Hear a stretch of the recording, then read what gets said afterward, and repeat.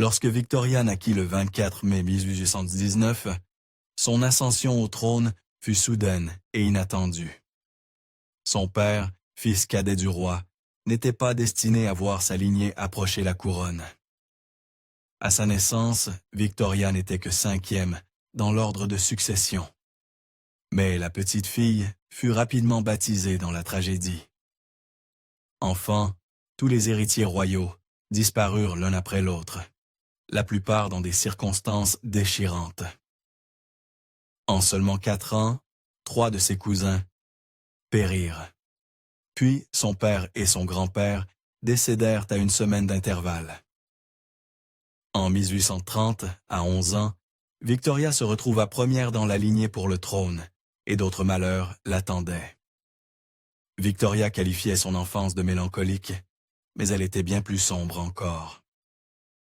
Sa mère, la duchesse Victoria de Kent, était notoirement autoritaire et mit en place le système de Kensington pour élever sa fille. Ce système força Victoria à s'isoler de ses camarades et de sa famille, la rendant dépendante de sa mère adorée. Comme nous le verrons, cela ne se termina pas bien. L'oncle de Victoria, alors roi Guillaume IV, détestait cordialement sa mère. Lorsque le Parlement décida que la duchesse pourrait être la régente de Victoria, la réponse de Guillaume fut d'une mesquinerie mémorable. Lors d'un banquet, le vieux Guillaume se leva et proclama publiquement qu'il vivrait jusqu'aux 18 ans de Victoria, uniquement pour s'assurer que sa mère n'accéderait jamais au pouvoir. De nombreux historiens attribuent la mortalité stéréotypée de l'ère victorienne à la mère de Victoria. Et la duchesse était obsédée par l'idée de préserver la pureté de sa fille. Puisque le roi Guillaume avait des enfants illégitimes, la duchesse le considérait comme un rustre débauché, et interdit même au roi d'Angleterre de voir sa nièce. La vie d'héritière du trône britannique n'était pas tout luxe et galanterie. Pour promouvoir Victoria comme future monarque, la duchesse obligea sa fille à entreprendre une série de tournées épuisantes à travers l'Angleterre. Cela fonctionna à merveille, et les foules tombèrent rapidement sous le charme de la jeune fille. Mais cela eut un coup déchirant. En octobre 1835, au milieu de l'une de ses tournées, Victoria tomba gravement malade, terrassée par une forte fièvre. Sans surprise, sa mère saisit l'occasion pour imposer son propre agenda malsain. La duchesse de Kent harcela sans relâche la faible Victoria pour qu'elle se plie à sa volonté. D'une manière ou d'une autre, la jeune fille tint bon. À seulement 16 ans, la famille de Victoria commença à planifier son mariage. 2 prétendants se disputaient son cœur royal. Le prince Alexandre des Pays-Bas, soutenu par le roi Guillaume IV, et le prince Albert, appuyé par son oncle maternel, le roi Léopold Ier de Belgique. Mais lorsqu'elle vit Albert, tout fut décidé. Il était évident pour tous que Victoria était immédiatement éprise d'Albert, et ses journaux intimes entrent dans des détails très personnels. La future monarque, adolescente amoureuse, écrivait qu'Albert était extrêmement beau, avec de grands yeux bleus, un nez magnifique et une bouche très douce. Victoria et Albert se lièrent peut-être par leurs traumatismes familiaux communs. La mère d'Albert était elle-même un personnage difficile, ayant divorcé de son père pour vivre avec son amant illicite. Elle mourut sans jamais revoir son fils. Et, pour pimenter l'histoire, le père d'Albert se remaria ensuite avec sa propre nièce. Une légende autour de la reine Victoria est sa prétendue phrase austère « Nous ne sommes pas amusés ». Cette rumeur circula de son vivant, mais elle nia catégoriquement l'avoir jamais prononcée. En réalité, en ce qui concerne sa personnalité, rien n'était plus éloigné de la vérité. De nombreux domestiques rapportèrent que leur reine était souvent immensément amusée et riait aux éclats. Finalement, le roi Guillaume IV tint sa promesse, et Victoria atteignit ses 18 ans en mai 1837, alors qu'il était encore en vie. Homme de parole, Guillaume mourut moins d'un mois plus tard, faisant de la petite Victoria la reine du Royaume-Uni. Selon Victoria elle-même, elle apprit la nouvelle alors qu'elle était encore en robe de chambre. Lorsqu'elle devint reine, Victoria n'oublia ni ceux qui l'avaient aidée, ni ceux qui l'avaient blessée. Dès qu'elle accepta la couronne, elle fit preuve de charité chrétienne en usant de son pouvoir pour se venger. Elle bannit son ennemi juré, John Conroy, de sa présence. Au début de son règne, Victoria était naïve et désespérément en quête d'aide. Elle la trouva auprès du premier ministre Whig, Lord Melbourne, qui prit rapidement la jeune reine inexpérimentée sous son aile. Sans enfant, Melbourne voyait Victoria comme une sorte de fille adoptive. Mais cette relation entraîna également le premier scandale de la reine Victoria. À l'époque, Victoria fut scandalisée par le fait que, lorsque les avocats britanniques portaient leurs bas de soie, on pouvait voir les poils de leurs jambes dépasser des collants. En réponse, elle imposa un code vestimentaire royal. Tous les avocats devaient porter des bas doubles. L'Angleterre n'avait pas beaucoup d'expérience avec les reines, ce qui entraîna des moments très gênants au début du règne de Victoria. Pour commencer, on attendait d'une jeune femme célibataire qu'elle vive avec sa mère, bien que les deux ne s'entendent pas et eh bien, celle soit reine. Victoria trouva alors une solution troublante. Elle garda la duchesse à Buckingham Palace, mais la relégua dans un appartement isolé et éloigné qu'elle refusait de visiter. L'histoire dépeint souvent Victoria comme une amoureuse éperdue d'Albert, et bien qu'elle fût certainement profondément et tragiquement amoureuse, même jeune reine, Victoria gardait la tête froide. Lorsque le premier ministre Melbourne suggéra qu'elle pourrait échapper à sa mère autoritaire en épousant le prince, Victoria rejeta cette idée comme une alternative choquante. En octobre 1839, le prince Albert revint pour une seconde visite, la plus importante, auprès de la reine Victoria en Angleterre. Vous pourriez penser que l'ère victorienne est synonyme de politique conservatrice et rétrograde. Mais écoutez ceci, le 15 octobre 1839, ce fut Victoria qui le demanda en mariage. Lorsqu'elle se maria, Victoria choisit une voie très inhabituelle, en portant une robe de mariée blanche. À l'époque, la plupart des gens portaient des robes colorées pour leurs noces. Bien que Victoria ne fût pas la première personne, ni même la première royale, à porter du blanc le jour de son mariage, elle contribua grandement à populariser cette tendance, et on lui en attribue souvent le mérite. Le journal intime de Victoria n'épargnait aucun détail concernant sa nuit de noces.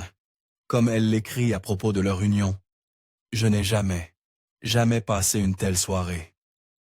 Mon très cher Albert, il m'a serré dans ses bras et nous nous sommes embrassés encore et encore. » La jeune fille était follement éprise.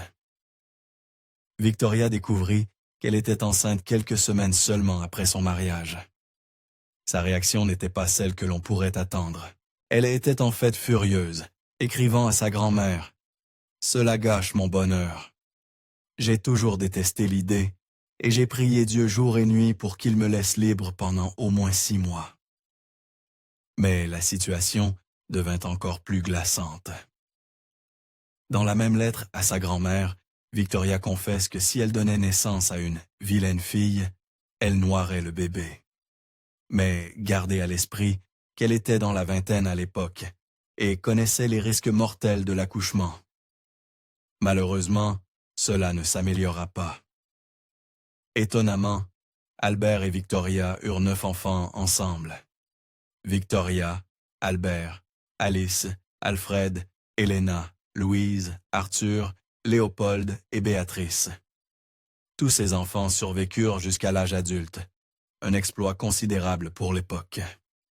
Parfois, l'aversion de la reine Victoria pour l'éducation des enfants et son dévouement sous-jacent à Albert formaient une combinaison mortelle. En 1856, alors qu'Albert était en voyage, la reine, malheureuse, écrivit tous ces nombreux enfants ne sont rien pour moi quand il est absent. Malheureusement, ce sentiment ne fit qu'empirer avec le temps pour certains enfants. De loin, la préférée de la reine Victoria était sa cadette, la princesse Béatrice. Mais cette position privilégiée s'accompagnait d'obligations effrayantes. En tant que bébé de la famille, Victoria destinait Béatrice à ne jamais se marier et à consacrer sa vie à prendre soin de sa mère. La trahison de Béatrice fut donc d'autant plus douloureuse. Le prince Albert était inhabituellement impliqué dans la vie de ses enfants, surtout pour les normes de son époque. Il était présent à toute leur naissance et s'amusait à jouer avec eux lorsqu'ils grandissaient. Mais ne vous faites pas trop d'illusions chaleureuses. Albert était aussi un fervent partisan des punitions corporelles. En 1884, la princesse Béatrice tomba amoureuse du prince Henry de Battenberg. Sachant que sa mère royale n'accepterait jamais leur union, Béatrice se fiança en secret. Lorsque la reine Victoria l'apprit enfin, elle punit sa fille chérie sans équivoque, refusant de lui parler pendant 6 mois. Finalement, la reine Victoria accepta de laisser partir sa fille, mais à une condition stricte. Béatrice et son mari devraient vivre à la maison pour pouvoir toujours s'occuper de la reine. N'ayant pas d'autre choix, ils acceptèrent net. Lorsqu'elle donna naissance à son 8e enfant et plus jeune fils, Léopold, en 1853, Victoria utilisa une nouvelle percée scientifique, le chloroforme. Elle fut tellement satisfaite de ses effets qu'elle l'utilisa à nouveau pour la naissance de sa cadette, Béatrice. Mais la décision de Victoria était extrêmement controversée. À l'époque, le chloroforme était considéré comme radicalement audacieux, et même les professionnels de santé pensaient que la reine était folle de s'y risquer. Pire encore, l'Église estimait que les douleurs de l'accouchement étaient un devoir que les femmes devaient endurer. Malgré ses 9 enfants, Victoria cachait un secret très peu convenable. Elle détestait absolument élever des enfants. Non seulement elle était misérable à l'idée de ses grossesses, mais peu de choses après cela ne lui plaisaient. Elle trouvait les nouveau-nés laids et avait une profonde aversion pour l'allaitement. Albert avait du mal à être époux et se heurtait particulièrement à l'ancienne gouvernante adorée de Victoria, la baronne Leysen, qu'il surnommait le « dragon hostile ». Finalement, la situation atteignit un paroxysme troublant. Un jour, Albert tapa du poing sur la table. Il accusa Leysen non seulement de mauvaise gestion, mais aussi de mettre ses enfants en danger. Victoria ne se laissa pas faire, et le couple eut une dispute furieuse. Finalement, Victoria choisit d'être une épouse soumise plutôt qu'une reine régnante et renvoya Leysen. Tragiquement, ce ne fut pas le dernier de leurs problèmes. Pendant les périodes les plus sombres de Victoria, Albert n'était pas un époux soutenant. Dans ses propres lettres à Victoria à cette époque, il se plaignait de ses humeurs et de son manque de contrôle, se moquant d'elle pour avoir pleuré sur un misérable détail. Victoria était toujours une survivante, mais en 1840, cela fut vraiment mis à l'épreuve. Au cours des premiers mois de son mariage, enceinte, Victoria voyageait en carrosse pour rendre visite à sa mère, quand un adolescent mentalement instable, Edward Oxford, tira sur elle à 2 reprises. La reine resta indemne et les autorités arrêtèrent immédiatement Oxford, mais Victoria avait une cible sur le dos. Au total, Victoria survécut à 6 tentatives d'assassinat stupéfiantes et au moment de la 2e, en 1842, elle était carrément blasée à ce sujet. En mai de cette année-là, John Francis pointa un pistolet sur elle alors qu'elle roulait sur le Mall à Londres. Bien que son arme ait échoué et qu'il se soit enfui, imperturbable, Victoria élabora un plan ingénieux. Le lendemain, la reine Victoria emprunta le même itinéraire, mais avec une escorte plus importante, dans le but de faire sortir à nouveau son assaillant.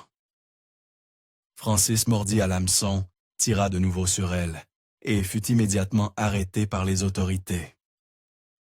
Pendant les périodes les plus sombres de sa dépression, Victoria fut poussée au bord du gouffre plus que la plupart ne peuvent l'imaginer.